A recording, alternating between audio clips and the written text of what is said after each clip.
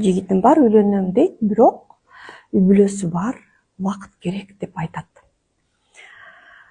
Үйлөнбөй калатынам. Эмне үчүн? Анткени бул кылымдардан бери келаткан окуя. Эркектер үй бүлөсүнөн эмне себептен кетпейт? Биринчи себеп бул аялына болгон сезимдер. Ооба, сүйүү циклын билсеңер, эгерде менин курстарымды окусаңар, буну түшүнмөксүңөр. Сүйүү циклында сүйүү көтөрүлөт, кайра түшөт, жок болот, кайра пайда болот. Тажайт адам бири-биринен. Аялдар дайыма эле акылдуу, любовник архетипинде жүрө албайт.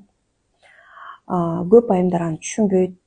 Убактылуу аялынан алыстайт. Бирок силерге кийин мисалы үйлөнүп калса, силер менен деле ошол нерсе болот. Экинчи себеп бул комфорт. Көнүп калган үйү, көнүп калган балдары, өзүнүн балдары, таза носкилери, көнүп калган ысык тамак, аялы мээсин ачытпайт, каалаган жерге барат, каалаган кыз менен жүрөт дагы үйүнө келет.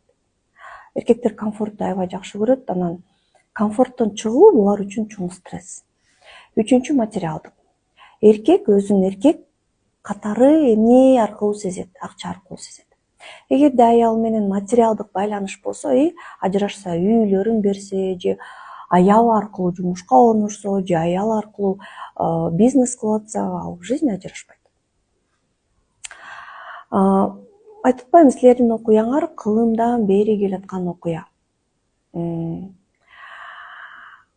Ал үйлөнөм дейт, силер күтүп атасыңар. Силер ойлоп атасыңар, силердин сүйүүңөр өзгөчө, силердин жигитиңер өзгөчө, силер өзгөчөсүңөр деп. Чындыгында андай эмес. Чындыгында психологияны билиш керек. Сүйүү циклын түшүнүш керек. Эркектин башында мээсинде эмне болуп атат түшүнүш керек. Эгерде турмушка чыга элек болсоңор, ушундай ситуацияда болсоңор, менин курсума келсеңер, кыз жигит деген курста ушундай нерсенин баары четко по полочкам айтылган. Анан эч качан мындай ситуацияга түшпөйсүңөр.